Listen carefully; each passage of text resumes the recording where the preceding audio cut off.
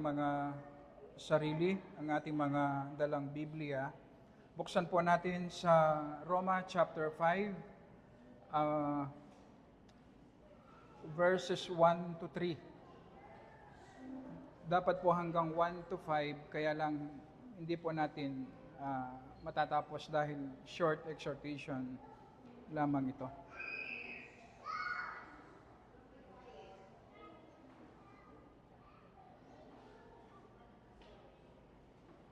Okay, sige po, basahin po natin. Roma chapter 5, verses 1 to 3. Kaya't yamang tayo'y inaring ganap sa pamamagitan ng pananampalataya, mayroon tayong kapayapaan sa Diyos sa pamamagitan ng ating Panginoong Yesukristo.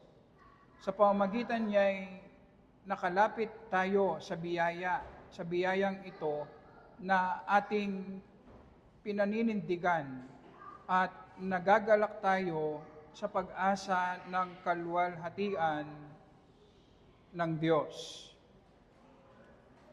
Pagkatapos pong ihayag ni Apostol Pablo ang tanging paraan ng kaligtasan na ito ay sa pamamagitan po ng pananampalataya sa ating Panginoong Yesus, na ang sinumang nanampalataya sa ating Panginoong Yesus, sinasabi ng Biblia, ay aariing ganap ng Diyos.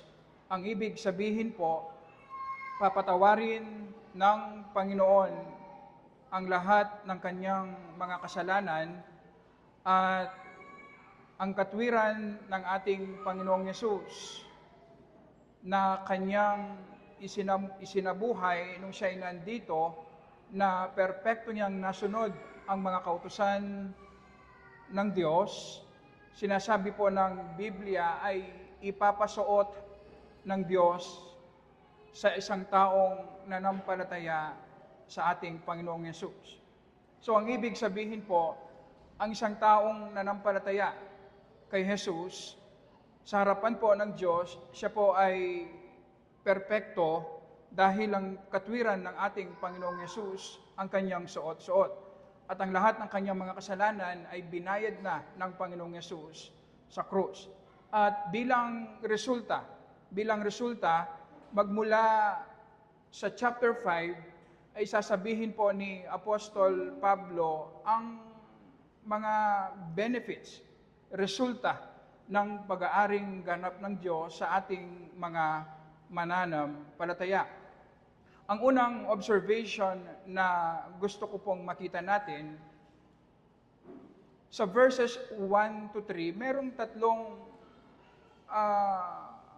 benefits ang justification by faith sa atin. Una, peace with God, kapayapaan sa Diyos. Pangalawa, meron tayong access sa trono ng biyaya ng Diyos. At ang pangatlo, meron tayong pag-asa.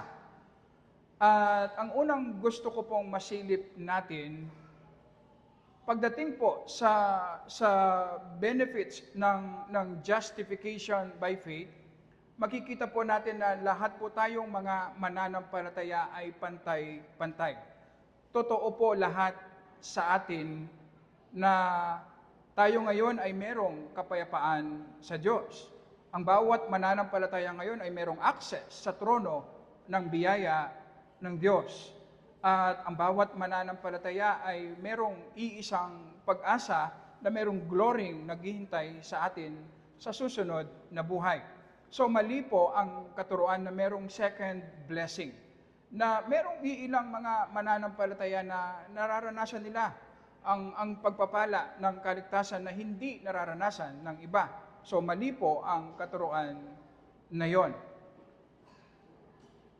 Ganon pa man, pagdating po sa ating experience, sa ating araw-araw na pamumuhay, iba-iba po ang degree ng karanasan na meron tayo pagdating po sa mga blessings na ito. At sa ating pag-aaral, makikita po natin ang isang susi upang maranasan natin ang mga pagpapalang ito ay kung naunawaan natin at minemeditate natin araw-araw. At dito po papasok ang unang application natin at ito ang gusto nating ipag-pray din bilang isang congregation. Hindi po tayo pwedeng mag-grow sa ating pananampalataya na hiwalay po sa ating devotion sa Word araw-araw. Makikita po natin na ang unang blessing na sasabihin ni Apostol Pablo ay ang kapayapaan sa Diyos. Ang ibig sabihin, hindi na galit ang Diyos sa atin. Pero papaano natin mararanasan yun? Kung naunawaan natin at pinagpipray natin, minemeditate natin, at sa tulong ng Holy Spirit, maging totoo sa ating mga buhay. So makikita po natin, hindi po optional sa ating mga mananampalataya ang devotion natin sa Word at prayer araw-araw. Hiwalay po sa ating devotion sa Word and prayer, magiging shallow ang ating pananampalataya. Hindi natin mararanasan ang blessing ng Panginoon sa atin. Ito po ang reason kung bakit napaka-importante sa isang church na devoted siya sa Word of God, na malinaw, tama at Christ-centered ang ating pag-aaral sa Word of God. Dahil nakadepende po sa ating pangunawa sa Word of God ang ating maturity. So pwede mong sukatin ang maturity ng isang church. I-check mo ang pulpit kung ano ang regular na naririnig na Word of God every Sunday, dahil yon ang magdedetermine sa quality ng buhay na meron ang isang iglesia. So importante ang devotion natin sa Word and prayer. So tignan po natin na mabilisan lamang ang tatlong pakinabang ng kaligtasan na nakamit ng Panginoong Hesus para sa atin na makasalanan. Una, ang sabi niya, meron tayong kapayapaan sa Diyos. So magkaiba po ito sa kapayapaan na nanggagaling sa Diyos. Ang kapayapaan na nararanasan natin, iba po yun. Ang sinasabi ni Apostol Pablo dito, kapayapaan sa Diyos. Ang ibig sabihin po, bago tayo manampalataya sa ating Panginoong Hesus, ang Diyos po ay galit sa atin, napopoot sa atin. At hindi lamang ang Diyos ang galit sa atin, kundi tayo ring mga tao na nagkasala, galit tayo sa Diyos. Ang isang malinaw na example dyan ay sa Garden of Eden, nung nagkasala na si Adam at Eve, at tinawag sila ng Panginoon, imbes na sila ay lumapit, sila ay tumalikod. So ito ang katangian ng isang taong wala kay Jesus. Tumatalikod, palayo, tumatakbong palayo mula sa Diyos. Pero dahil sa ating pakikipag-isa sa ating Panginoong Hesus, sinasabi ng Biblia na inako ng Panginoong Hesus sa pamamagitan ng kanyang kamatayan sa cross ang poot ng Diyos sa ating mga kasalanan. At dahil nakita natin ang pag-ibig ng Diyos sa pamamagitan ng krus ng ating Panginoong Hesus, ibinaba natin, sinurrender natin ang pagrebelde natin sa Diyos. Kaya naman, meron tayo ngayong kapayapaan sa Diyos. At kung naunawaan po natin ito ang magbibigay ng kapayapaan sa ating mga puso. Ang ibig sabihin na meron tayong kapayapaan sa Diyos, ang Diyos po hindi na galit sa atin. Ang ibig sabihin po, ang Diyos po ngayon ay nasa sa ating panig. Kasangga natin ang Diyos. Kaya nga, ang argumento ni Apostol Pablo, kung naibigay ng Diyos ang kanyang kaisa-isang anak, kung naibigay ng Diyos ang kanyang lahat para sa atin na makasalanan sa pamamagitan ng ating Panginoong Hesus, ano pa ang pwedeng ipagkait ng Diyos? Ang ibig sabihin ng isang mananampalataya, kailanman hindi siya magkukulang ng kanyang basic at tunay na pangangailangan sa mundong ito upang siya ay mabuhay. Dahil ibibigay ng Panginoon ang material na pangangailangan natin.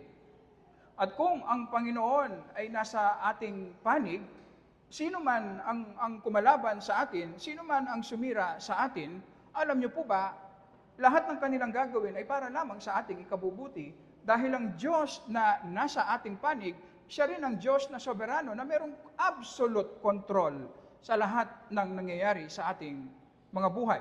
Ang ibig sabihin, good and bad na pangyayari sa ating mga buhay, lahat po ay ino-overrule, ginagamit ng Diyos para sa ating ikabubuti. So ang ibig sabihin, kung naunawaan natin na meron tayong kapayapaan sa Diyos at ang Panginoon ay nasa sa ating panig dahil sa pakikipag-isa natin kay Jesus, merong kapayapaan ngayon sa ating mga puso. So ang kapayapaan sa ating mga mananampalataya, nararanasan natin yan hindi po sa pamamagitan ng pag-iwa sa mga problema, hindi po sa pamamagitan ng pagtalikod sa mga problema.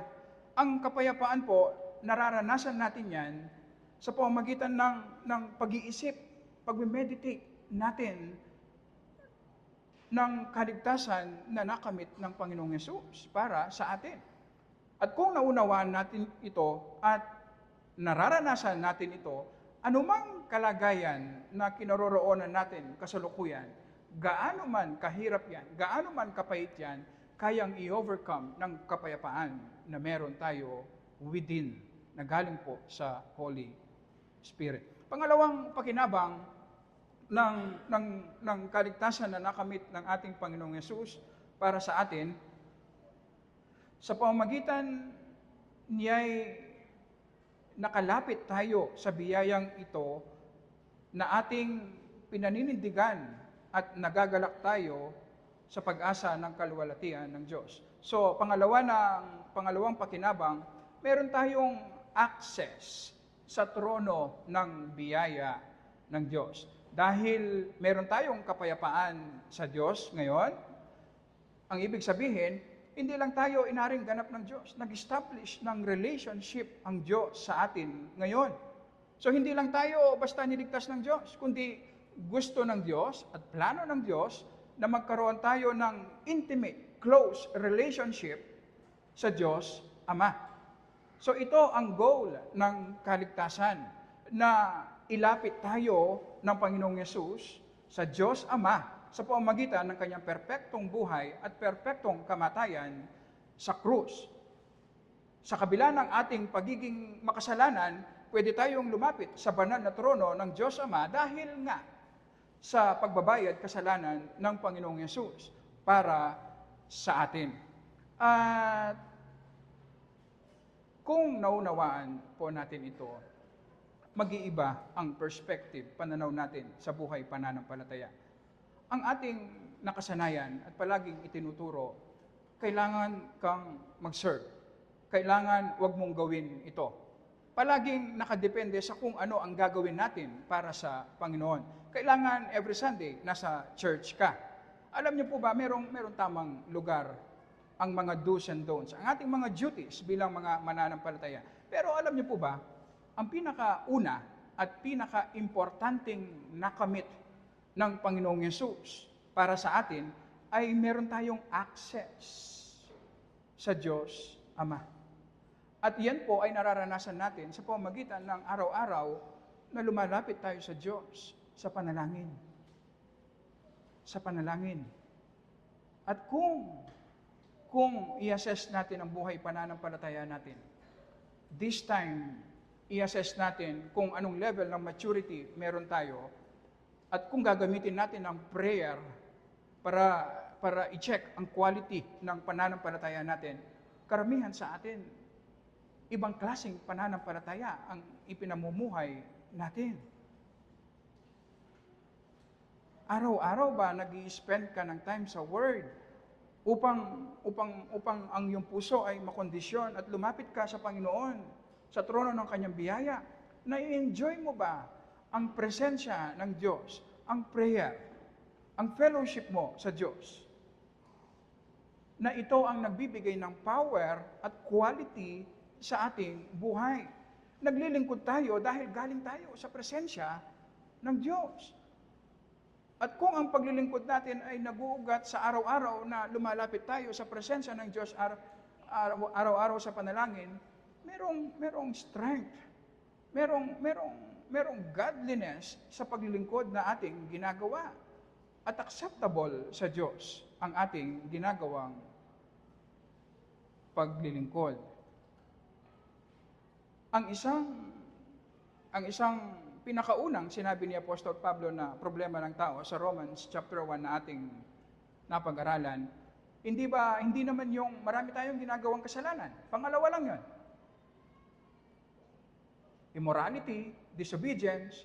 Ang unang sinabing problema ng tao ay ang ungodliness. Ano ang ibig sabihin ng ungodliness?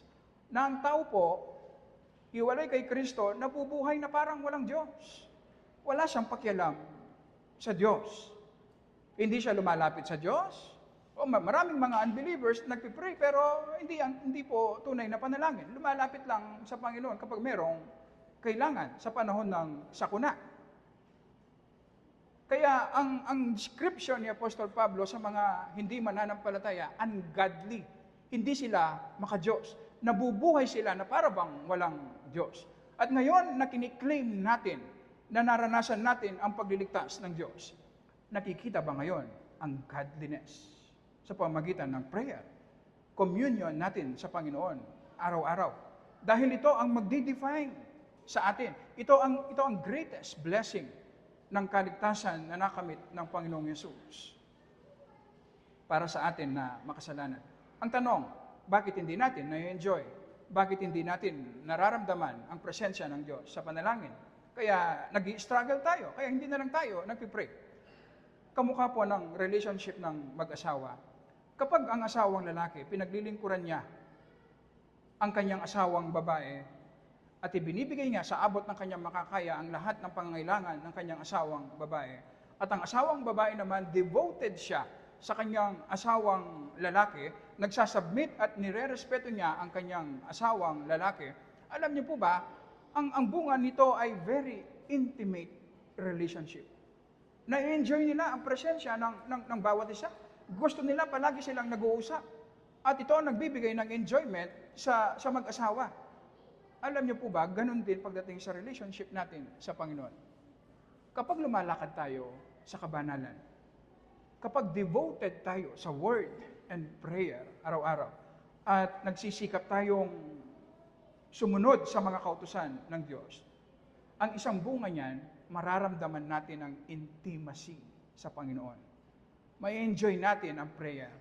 So ang reason pala kung bakit hindi natin na-enjoy ang prayer, dahil may problem sa sin. Lumalakad tayo sa kasalanan. Merong mga kasalanan sa puso natin na pinapabayaan natin, na hindi natin dinidil. Kaya hindi natin nararanasan ang Panginoon. Nag-grieve ang Holy Spirit. So ang challenge sa atin, maging seryoso tayo sa pagsunod sa mga kautusan. Hindi para ma-manipulate natin ang Diyos, hindi. Para hindi natin mag-grieve ang Holy Spirit. At ito ay magbubunga ng joy sa atin tuwing lalapit tayo sa Panginoon sa panalangin. Panghuli po na titignan po natin bilang bunga ng kaligtasan na nakamit ng ating Panginoong Yesus, nagagalak tayo sa pag-asa ng kaluwalhatian ng Diyos. Nagagalak tayo sa hope na naghihintay sa atin. Ano ba yung naghihintay na pag-asa sa atin? Makikita natin face to face ang ating Panginoong Yesus at itatransform tayo sa wangis ng ating Panginoong Yesus. Magiging partaker tayo ng divine nature ng Diyos. Hindi po tayo magiging Diyos. Ang ibig sabihin lang po noon ay magiging kamukha natin ang ating Panginoong Yesus. At ito ang hope na naghihintay sa atin. At kung papansinin po natin ang pagkasunod-sunod, una, ang kapayapaan sa Diyos. Pangalawa, access, prayer. Pangatlo, ang ating hope, ang ating na magiging kamukha natin ang Panginoong Yesus. Ang ibig sabihin po, ang ating prayer life, kung regular tayong devoted sa Word at palagi tayong nasa presensya ng Diyos, na-enjoy natin ang presensya ng Diyos, alam niyo po ba, hindi lang tayo magiging kamukha ng ating Panginoong Yesus. Aasamin natin ang hope na naghihintay sa atin. Alam niyo po ba, ang langit, hindi po yan tungkol sa kayamanan. Huwag niyo pong isipin na sa susunod na buhay, magiging mayaman tayo. Primarily, ang heaven ay tungkol sa relationship natin sa Panginoon. May enjoy natin ang Panginoon. Makakasama natin ang Panginoon.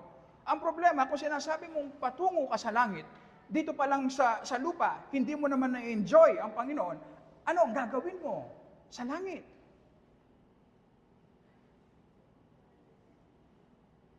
Kaya naman mag-iiba ang perspective natin sa pananampalataya na ang buhay pananampalataya, unang-una, ito'y tungkol sa relationship. Relationship. Kaya napaka-importanting means of grace ang devotion sa word and prayer araw-araw. Papaano mo ma-enjoy ang Panginoon na hindi mo naman kinakausap at hindi mo naman kilala? Hindi ka matatransform. Walang pagbabago na mangyayari sa iyong buhay. At hindi ka rin magiging excited sa langit. At panghuli, bilang application sa panghuling blessing, ang reason ng ating rejoicing ay ang ating pag-asa na magiging kamukha natin ang ating Panginoong Hesus. Alam niyo po ba, ito yung huwag nating kakalimutan. Ang basis ng joy natin sa mundong ito, tayong mga mananampalataya, ay ang kabanalan. Kapag paunti-unti, nagiging kamukha tayo ng ating Panginoong Hesus, mararanasan natin yung quality ng buhay na nagre-rejoice tayo na hindi nakadepende sa kung ano ang sinasabi ng iba sa atin. Hindi nakadepende sa kung ano ang meron at wala tayo. Nakadepende sa ating relationship sa Panginoon. At kung ito ang basis ng quality ng ating buhay, ang kabanalan, ito rin ang primary goal ng ating buhay. At ito rin, ang kabanalan mismo ang magbibigay ng mataas na glory sa ating Panginoon. Dahil ito ang ultimate goal ng Panginoon sa atin, ang maging kamukha tayo ng ating Panginoong Hesus. At ngayon natin maunawaan kung bakit marami sa atin hindi natin nararanasan ng tunay na transformation. Kung bakit marami sa mga professing Christians, kahit na sa Reform, ang level ng maturity masyadong mababa. Masyadong shallow. Masyadong marami ang alam, pero pagdating sa buhay, masyadong mababa ang application. Dahil primarily, ang buhay pananampalataya ay isang relationship. Ano man ang pinag-aaralan natin, ano man ang alam natin, ang purpose niyan ay para mas lalo tayong lumapit sa Diyos, sa panalangin at matransform tayo sa wangis ng ating Panginoong Hesus. At hindi po i-display lamang kung ano ang alam natin. At kung gagawin natin ito, masisira lamang tayo. At kung mag-focus tayo sa simpleng kaparaanan ng Panginoon, mararanasan natin ang tunay na maturity. Hindi kamukha ng ginagawa ng marami ngayon.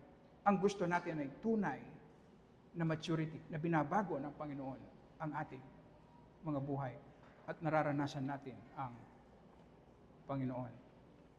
Tayo po ay manalangin. Nagpapasalamat po kami, Panginoon, sa iyong mga salita na nagbibigay ng light sa aming mga puso't isipan. Hindi po namin nararanasan, Panginoon, ang mataas na level ng maturity dahil sa aming kapabayaan. Ibinigay mo na ang lahat, Panginoon. Ginawa mo na ang lahat, Panginoon. Pero bakit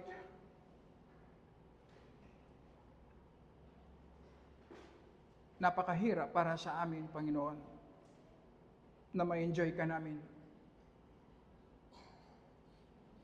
Bakit napakahirap para sa amin, Panginoon, ang maranasan namin ang tunay na kapayapaan na nagmumula sa iyo, Panginoon, dahil alam namin na ang lahat ay ginagawa mo para sa aming ikabubuti, kaya naming magkaroon ng kapayapaan, Panginoon. Merong contentment, merong calmness sa aming mga puso. Humihingi kami ng tawad, Panginoon, na hindi kami lumalapit sa iyo araw-araw sa panalangin. Na-enjoy namin ang maraming bagay sa mundong ito, ang fellowship namin sa bawat isa. Pero bakit hindi namin na-enjoy ang fellowship namin sa iyo, Panginoon? Para naming sinasabing boring ka, Panginoon. Ikaw na Diyos na nagbigay ng lahat ng mga bagay, mabubuting bagay na na-enjoy namin, Panginoon. Pero bakit ikaw, Panginoon, hindi ka namin na-enjoy? Bakit napakahirap para sa amin na ikaw ang pagmulan ng aming kasiyahan, Panginoon, dahil sa napakaraming kasalanan sa aming mga puso. At ang dalangin namin, Panginoon, sa tulong ng iyong Holy Spirit, ipakita mo po ang maraming kasalanan na ito.